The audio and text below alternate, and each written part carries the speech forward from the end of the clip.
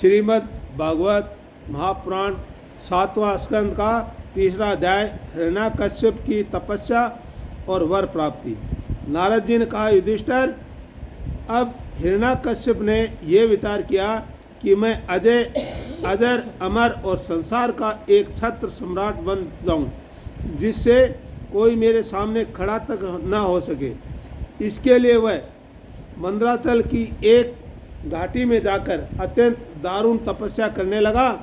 वह हाथ ऊपर उठाकर आकाश की ओर देखता हुआ वह पैर के अंगूठे के बल पर पृथ्वी पर खड़ा हो गया। उसकी जटाएं ऐसी चमक रही थी जैसे प्रलय काल के सूर्य की किरणें। जब वह इस प्रकार तपस्या में संलग्न हो गया, तब देवता लोग अपने अपने स्थानों और पदों पर पुनः प्रतिष्ठित हो गए। बहुत दिनों तक तपस्या करने के बाद उसकी तपस्या की आग धुएं के साथ सिर से निकलने लगी। वह चारों ओर फैल गई और ऊपर नीचे तथा अगल बगल के लोगों को जलाने लगी। उसकी लपट से नदी और समुद्र खोलने लगे। द्वीप और पर्वतों के सहित पृथ्वी डगमगाने लगी। ग्रह और तारे टूट टूट कर गिरने लगे तथा दसों दिशाओं में मानो आग लग गई। हिरण्याकश्यप की उस तपोमयी आग की लपटों से स्वर्ग के देवता भी जलने लगे। वे घबराकर स्वर्ग से ब्रह्मलोक में गए और ब्रह्मा जी से प्रार्थना करने लगे, हे देवताओं के भी आराध्य देव, जगतपति ब्रह्मा जी, हम लोग हिरण्याकश्यप के तप की ज्वाला से जल रहे हैं। अब हम स्वर्ग में नहीं रह सकते। हे अनंत, हे सर्वाध्यक्ष, यदि आप उचित समझे तो अपनी सेवा करने वाली जनता का नाश होने के पहले ही ये ज्वाला शांत कर दीजिए। भगवान, आप सब कुछ जानते ही हैं, फिर भी हम आपकी ओर से आपसे ये निवेदन कर देते हैं, अपनी ओर से ये निवेदन कर देते हैं कि वह किस अभिप्राय से ये घोर तपस्या कर रहा है। सुनिए, उसका विचार है कि जैसे ब्रह्मा जी अपनी तपस्या और योग के प्रभाव से इस चराचर जगत की सृष्टि करके सब लोकों से ऊपर सत्य लोक में विराजते हैं, वैसे ही मैं भी अपनी उग्र तपस्या और योग के प्रभाव से वही पद और स्थान प्राप्त कर लूँगा। क्योंकि समय असीम है और आत्मा नित्य है।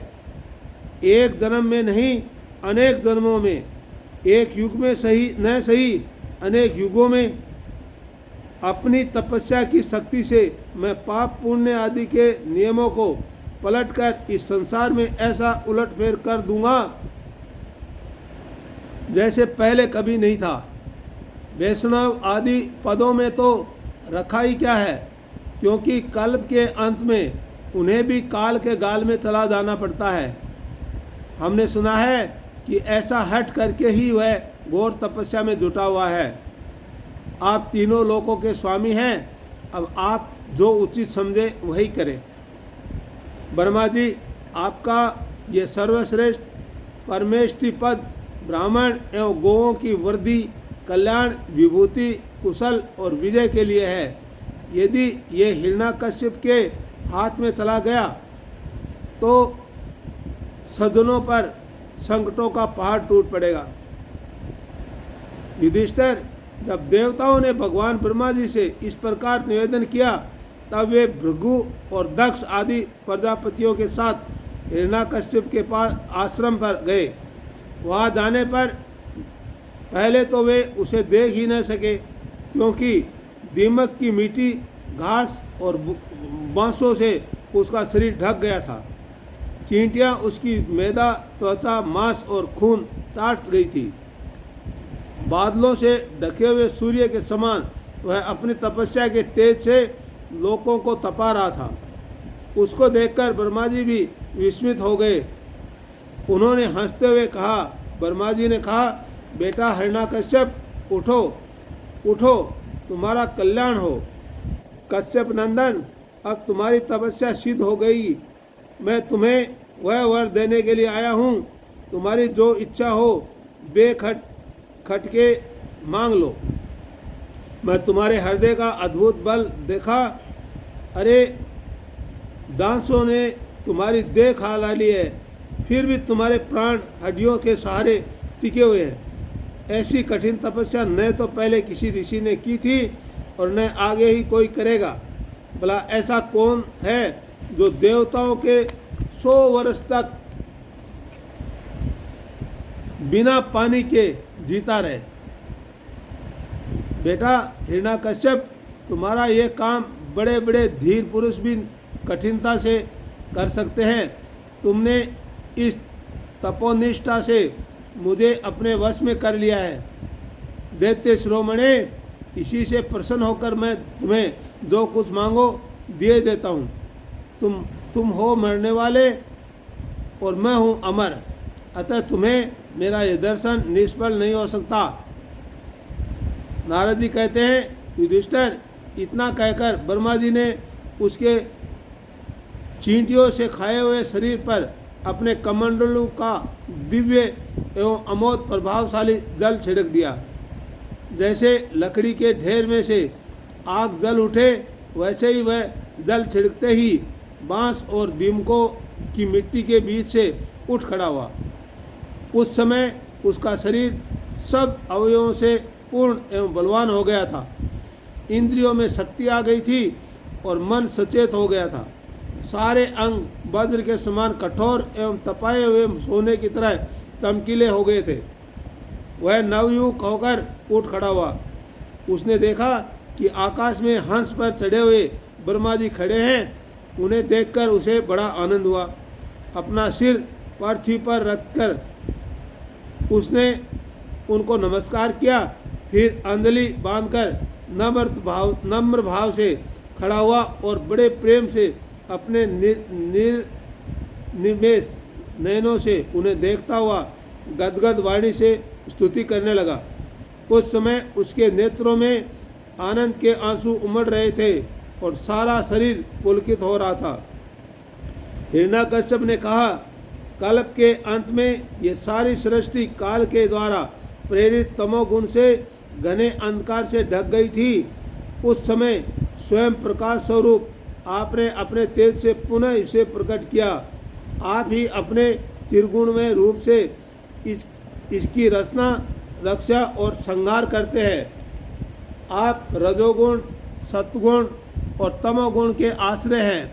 आप ही सबसे परे और महान हैं। आपको मैं नमस्कार करता हूँ। आप ही जगत के मूल कारण हैं। ज्ञान और विज्ञान आपकी मूर्ति है। प्राण, इंद्रिय, मन और बुद्धि आदि विकारों के द्वारा आपने अपने को प्रकट किया है। आप मुख्य प्राण सूत्रात्मा के रूप से चराचर जगत को अपने नियंत्रण में रखते हैं। आप ही प्रजा के रक्षक भी हैं। भगवान, चित्त, चेतना, मन और इंद्रियों के स्वामी आप ही हैं। पंचभूत शब्दादि विषय और उनके संस्कारों के रचयिता भी महतत्व के रूप में आप ही हैं। जो वेद होता है, अधर्वयु, ब्रह्मा और उद्गाता, इन ऋत्विजों से होने वाला यज्ञ का प्रतिपादन करते हैं, वे आपके ही शरीर हैं। उन्हीं के द्वारा अग्निष्टोम आदि 7 यज्ञों का आप विस्तार करते हैं। आप ही संपूर्ण प्राणियों के आत्मा हैं, क्योंकि आप अनादि, अनंत, अपार, सर्वज्ञ और अंतर्यामी हैं। आप ही काल हैं। आप ही प्रतिक्षण सावधान रहकर अपने क्षण, लव आदि विभागों के द्वारा लोगों की आयु क्षीण करते रहते हैं। फिर भी आप निर्विकार हैं, क्योंकि आप ज्ञान स्वरूप परमेश्वर, अजन्मा, महान और संपूर्ण जीवों के जीवनदाता अंतरात्मा है। प्रभु, कार्य, कारण, चल और अचल ऐसी कोई भी वस्तु नहीं है जो आपसे भिन्न हो। समस्त विद्या और कलाएं आपके शरीर हैं। आप त्रिगुणमयी माया से अतीत स्वयं ब्रह्म हैं। ये स्वर्णमय ब्रह्मांड आपके गर्भ में स्थित है। आप इसे अपने में से ही प्रकट करते हैं। प्रभु, ये व्यक्त ब्रह्मांड आपका स्थूल शरीर है। इससे आप इंद्रिय, प्राण और मन के विषयों का उपभोग करते हैं, किंतु उस समय भी आप अपने परम ऐश्वर्यमय स्वरूप में ही स्थित रहते हैं। वस्तुतः आप पुराण पुरुष स्थूल सूक्ष्म से परे ब्रह्म स्वरूप ही है। आप अपने अनंत और अव्यक्त स्वरूप से सारे जगत में व्याप्त हैं। चेतन और अचेतन दोनों ही आपकी शक्तियां हैं। भगवान, मैं आपको नमस्कार करता हूँ। प्रभु, आप समस्त वरदाताओं में श्रेष्ठ हैं। यदि आप मुझे अभीष्ट वर देना चाहते हैं तो ऐसा वर दीजिए कि आपके बनाए हुए किसी भी प्राणी से, चाहे वह मनुष्य हो या पशु प्राणी हो या अप्राणी, देवता हो या दैत्य अथवा नाग आदि, किसी से भी मेरी मृत्यु न हो। भीतर बाहर, दिन में रात्रि में आपके बनाए प्राणियों के अतिरिक्त और भी किसी जीव से, अस्त्र शस्त्र से, पृथ्वी या आकाश में कहीं भी मेरी मृत्यु न हो। युद्ध में कोई मेरा सामना न कर सके। मैं समस्त प्राणियों का एक छत्र सम्राट हूँ। इंद्र आदि समस्त लोकपालों में जैसी आपकी महिमा है वैसी ही मेरी भी हो।